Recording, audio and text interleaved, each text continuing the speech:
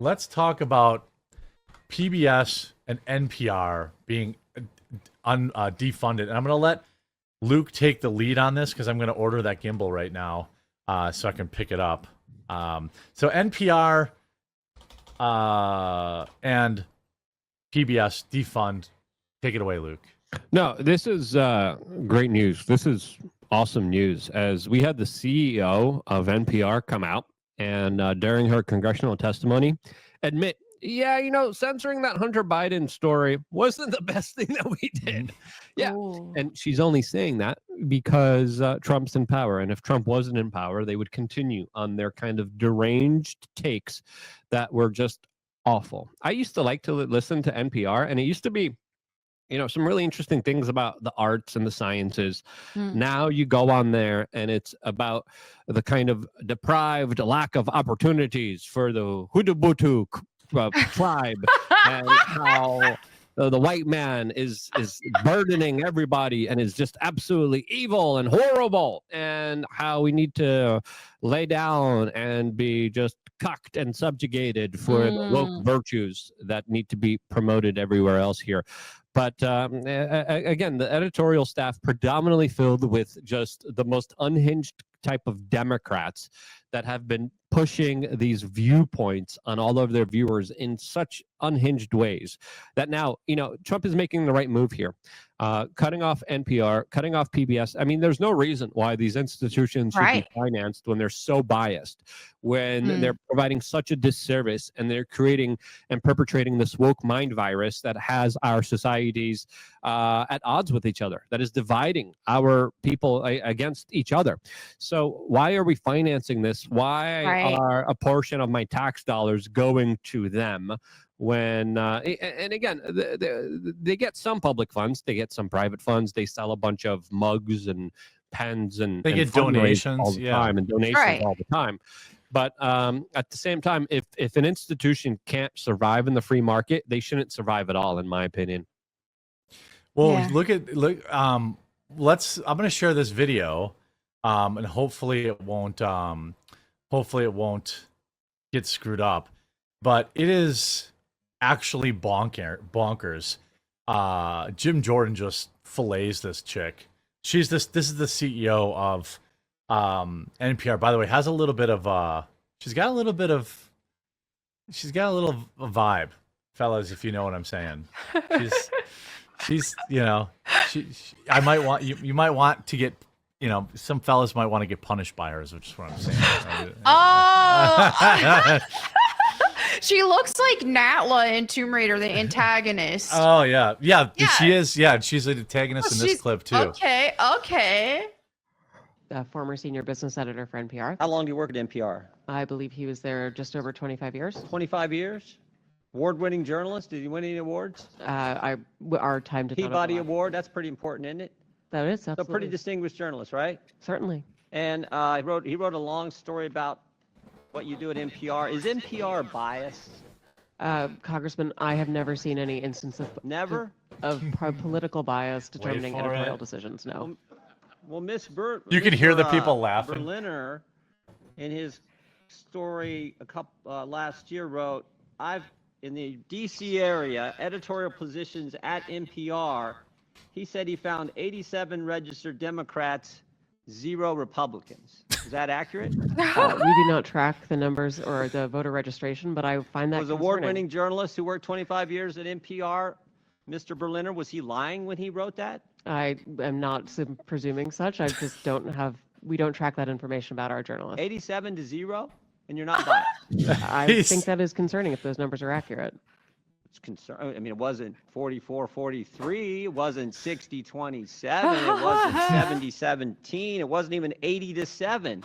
It was 87 Democrats, 0 Republicans, and you say NPR is not biased. How about the big stories over the last few years? According to Mr. Berliner, again, he wrote on the Trump-Russia story, he wrote, at NPR, we hitched our wagon to Trump's most visible antagonist, Representative Adam Schiff. They said they interviewed him 25 times. Is that accurate? I was not there at the time, but those numbers sound accurate. Yeah. Those sound accurate. But then he said when the Mueller report came out and Robert Mueller said he found no evidence of collusion, he said Russiagate faded from our programming. Is that accurate? Again, I was not there at the time. I couldn't say. You couldn't say? I was not at NPR at the You time. didn't prepare for that? You knew we were going to ask you about this guy, didn't you? He's Come killing on. it. 1,000 times It's already. like, stop! I just She's wasn't dead familiar already. from our coverage, sir. How about this story? October 2020, the New York Post had the Hunter Biden laptop story. Uh-oh. And one of those editors, I guess one of those 87 Democrat editors, said this: we don't want to waste our time on stories that are not really stories. We don't want to waste the listeners' and readers' times on stories that are just pure distractions. Was that a pure distraction story? Our current editorial leadership believes that was a mistake, as do I. Yeah, the whole country knows that was a mistake. Yeah. Definitely impacted the election, or I think it certainly impacted the election. How about the COVID origin story? That's a pretty big story too, right? Mr. Berliner said, we became fervent members of the team natural origin, even declaring that the lab leak was debunked by scientists. Turns out, though, the lab leak is what most people think actually caused the COVID virus. Damn right. Sorry, sir. Is there a question there? There is. You guys were 0 for 3 on the three of the biggest stories in the last 5 years. You guys were 0 for 3, and yet you maintain that NPR is not biased? Oh. Congressman, I do not believe we are politically biased. No, we are a nonpartisan organization. Nah. Wow. This lady, this, by the way, is such a blatant lie. She came out and she talked about how the First Amendment is a problem. Yes, that's the same woman. Yeah. Yeah. Yeah, she supported the censorship of, quote, bad information. She openly said that the truth is a, quote, distraction, as she is lying through her teeth during this congressional testimony, as she has also said that a free and open internet is a, quote, white male westernized construct. Yeah. That's literally the lady. Yeah. That is Hilarious. NPR here. I'll play. I just found the clip. I'm of trying her to get it to saying- load. Yeah. I sent it to you in the chat. Twitter's having their issues Yeah. right now. But again, if you just keep refreshing, you'll get it. I'm on it. But this is the 45-second clip of her giving a talk, talking Yeah. about the With truth it- being a distraction from getting things done. When this That's loads, her- by the way, line. I would say when this loads, what's even creepier about it is she's doing it in front of a media screen it looks Orwellian. Yep. Ooh. Like, here it is. I got it. 1984. Yeah. Here. Got it. But one of the most significant differences, critical See her, to like, moving video from of herself polarization to behind her? productivity, is that the Wikipedians who write these articles aren't actually focused on finding the truth. They're working for something that's a little bit more attainable, which is the best of what we can know right now. And after 7 years there, I actually believe that they're onto something. That for our most tricky disagreements, seeking the truth and seeking to convince others of the truth isn't necessarily the best place to start. In fact, I think our reverence for the truth might have become a bit of a distraction, which is preventing us from finding consensus and getting important things done. Wow.